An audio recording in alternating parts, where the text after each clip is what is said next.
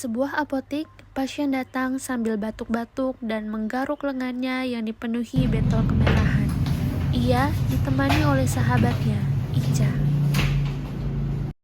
Selamat siang, selamat datang di Apotek SF Pharma dan bisa saya bantu? Siang Mbak, saya mau beli obat buat batuk sama gatal-gatal di kulit, rasanya nyesel banget. Iya Mbak, tolong dibantu teman saya. Saya dari kemarin batuk itu parah banget dan sekarang tuh muncul bentol merah-merah gitu, semacam biduran. Aduh, terlihat tidak nyaman sekali ya. Mari silakan langsung ke meja pelayanan Sumedika di sebelah sana. Rekan apotek saya nanti akan langsung memeriksa agar obatnya tidak salah. Syara sebagai apoteker akan mempraktikkan metode quiz, Quickly Assess, Evaluate, Suggest, Talk, yang dipadukan dengan Scholar Make. Selamat siang Mbak, sebelumnya perkenalkan saya Sarah sebagai apoteker yang akan bertugas di Apotek SF Pharma pada hari ini. Sebelumnya saya minta izin terlebih dahulu kepada Mbak untuk menanyakan beberapa pertanyaan sekitar 5-10 menit ya Mbak. Dan sebelumnya boleh saya tahu siapa yang sakit dan namanya siapa dan umurnya juga berapa? Saya Bu. Nama saya Gracia, Ya. saya umurnya 19 tahun. Baik Mbak Gracia, kita hari ini akan melakukan beberapa konseling agar obat yang Ibu konsumsi ke depannya baik dan tepat sasarannya. Baik Mbak Gracia, kita mulai ya. Untuk saat ini gejala apa yang Mbak rasakan? Dada saya rasanya sesak, terus tenggorokan saya tuh gatel banget, rasanya kayak batuk terus. Udah gitu saya juga muncul bentol-bentol merah di lengan, paha, sama badan saya, rasanya gatel banget. Oke. Tadi Mbak Gracia menyebutkan ada rasa gatal dan juga batuk. Untuk batuknya sendiri, apakah mengeluarkan dahak atau batuk kering? Dan untuk gatalnya, apakah sifatnya panas atau perih? Kalau buat batuknya itu batuk kering, terus nggak berdahak, tapi dia bikin serak gitu. Udah itu kalau misalkan bentol-bentolnya itu dia panas kalau digaruk, dan semakin digaruk tuh semakin melebar. Baik, lalu bagaimana dengan kesehatan Mbak Gracia sebelumnya? Apakah pernah mengalami batuk kering dan biduran parah seperti ini? Kalau saya sebagai temennya ya, saya perhatiin tuh dia tuh emang punya riwayat sering bersin sama batuk kalau kamarnya tuh berdebu Bu. Dan kalau soal bentol-bentol gatal besar gitu, itu baru pertama kali sih terjadi sama dia. Oh begitu. Jadi kapan nih awal mula gejala-gejala ini muncul? Dan apakah gejala yang Mbak rasakan itu bergantian atau terjadinya secara barengan? Gak barengan Bu.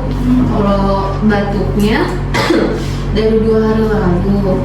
Kalau misalkan yang batuk ini tuh baru tadi siang, kayak 2 jam setelah makan siang. Baik Mbak Gracia, kita lanjutkan ya.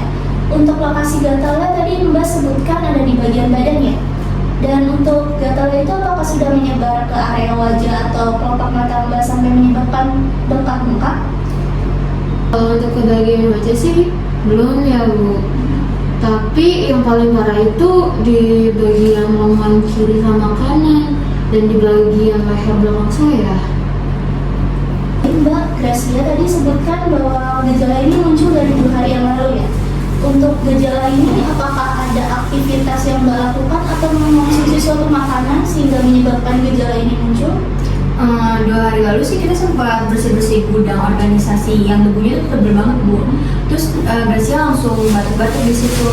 Kalau tadi siang sih kita sempat makan seafood dan Gracia pesan kepiting udang saus. Iya Bu, batuk saya tuh bakal makin parah kalau misalkan saya kena debu sama kena angin malam.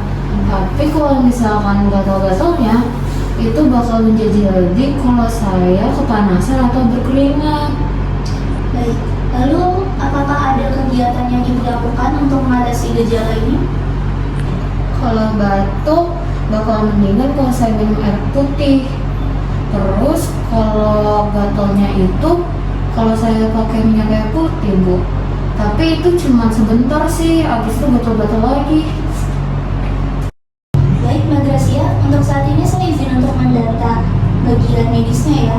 Apakah ada obat bebas atau obat resep yang diberikan oleh dokter yang Mbak Gracia konsumsi saat ini? Untuk obatnya sih saya belum konsumsi apapun ya, Ibu. Terus dari kemarin juga saya cuma minum air putih. Air putih. Baik, Mbak Gracia, untuk saat ini apakah Mbak mempunyai alergi terhadap obat-obat tertentu seperti kayak antibiotik dan obat penurun panas lainnya? Saya sih dia nggak ada alergi obat sih Bu, tapi fix dia tuh alergi sama seafood, kepiting saus padang yang tadi kita makan. Baik, Mbak Gracia, untuk pertanyaan terakhir saya izin untuk bertanya, apakah sebelumnya Ibu mempunyai penyakit kronis, baik itu dalam asma, gangguan hati maupun ginjal? Kalau kondisi saya selama ini sih sehat-sehat aja ya, Bu. Cuman nggak ada asma atau penyakit dalam lainnya juga. Baik, Mbak Gracia, untuk data medisnya sudah lengkap ya. Mbak Gracia mengalami batuk-batuk akibat dari paparan udara dan juga mengalami biduran akibat dari kemarin laut.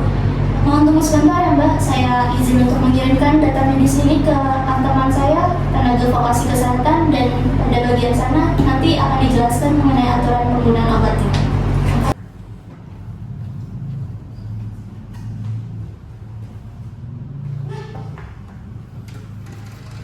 Ya.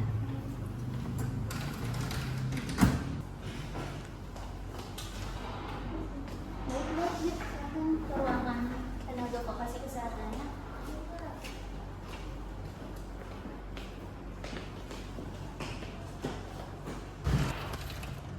Selamat siang Mbak Gracia dan Mbak Ica, saya Najwa, tenaga vokasi di sini. Berdasarkan asesmen rekan saya tadi, apoteker Sera, ada 2 obat yang paling tepat, rasional, dan aman untuk kondisi Mbak Gracia. Iya, Bu. Bagaimana ya aturan minumnya? Baik, obat pertama adalah sirup dextromethorphan. Ini obat batuk non-narkotik yang bekerja menekan pusat batuk di otak karena batuk Mbak Gracia ini batuk kering. Ini cara minumnya itu diminum 3 kali sehari dengan 1 sendok takar setelah makan. Kalau untuk biduran merah yang menyebar itu bagaimana ya, Bu? Ini untuk alerginya ada obat tablet cetirizine 10 mg untuk menghentikan penyebab gatal dan bentol Mbak Gracia. Ini diminum 1 kali 1 tablet malam hari setelah makan. Kenapa yang ini diminumnya pada malam hari ya, Bu? Karena cetirizine ini memiliki efek samping menyebabkan ngantuk, diminum malam hari agar Mbak Gracia tidur dengan pulas dan gatalnya tidak mengganggu waktu istirahat Mbak Gracia. Setelah minum obat ini, dimohon untuk tidak berkendara dan mengoperasikan mesin ya. Tenaga vokasi kini masuk ke tahap pengujian untuk memastikan pasien paham lalu memberikan kesimpulan. Untuk memastikan tidak salah penggunaan, boleh Mbak Gracia dan Mbak Ica mengulangi instruksi penggunaan obat yang telah saya sampaikan tadi. Saya paham, Bu. Jadi kalau si sirup dextromethorphannya itu diminum 3 kali sehari, 1 sendok takar setelah makan. Terus kalau misalkan si tablet cetirizine-nya itu diminum 1 hari 1 kali, itu pas setelah makan dan itu pada malam hari karena bikin ngantuk. Hebat sekali, 100% tepat. Kesimpulannya, Mbak Gracia memahami instruksi penggunaan obat yang telah saya sampaikan tadi. Untuk sementara waktu, Mbak Gracia menghindari makanan seafood apapun. Jika beraktivitas di tempat berdebu, wajib menggunakan masker dan memperbanyak minum air hangat putih. Baik, Bu. Lalu kapan saya harus ke dokter kalau saya belum sembuh? Jika dalam waktu 3-5 hari tidak membaik, segera hentikan obat dan pergi periksa ke dokter terdekat. Ada yang ingin tanyakan lagi Mbak Gracia? Sudah sangat lengkap dan jelas, Bu. Terima kasih banyak ya. Sama-sama, silakan bawa angka ini untuk pembayaran ke depan. Semoga lekas sembuh Mbak Gracia. Terima kasih ya, Bu.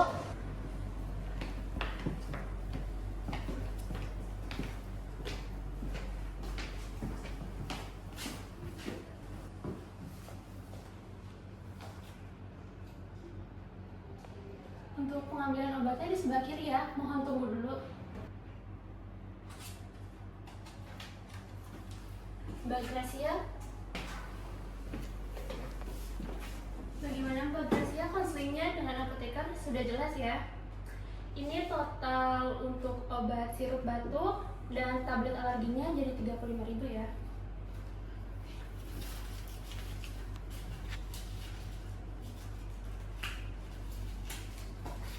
Ini uangnya Mbak. Uangnya pas ya. Ini untuk obatnya. Ingat, jangan menyetir dulu setelah mengkonsumsi obat. Semoga lekas sembuh, hati-hati di jalan. Terima kasih banyak atas pelayanan yang ramai ya Mbak. Iya. Dengan metode Quest Scholar Make yang dijalankan secara runtut oleh apoteker dan tenaga vokasi farmasi, pasien pulang dengan obat yang tepat dan pemahaman yang jelas. Melalui penerapan metode Quest Scholar Make, apoteker berhasil mengidentifikasi penyebab batuk kering akibat paparan debu dan juga biduran akibat alergi seafood. Pasien mendapatkan terapi yang sesuai berupa dextromethorphan dan cetirizine, disertai edukasi mengenai aturan pakai, efek samping, dan juga cara menghindari faktor pencetus. Kegiatan ini menunjukkan pentingnya pengkajian yang sistematis dan komunikasi yang baik untuk memastikan suap medikasi yang tepat, aman, dan juga efektif.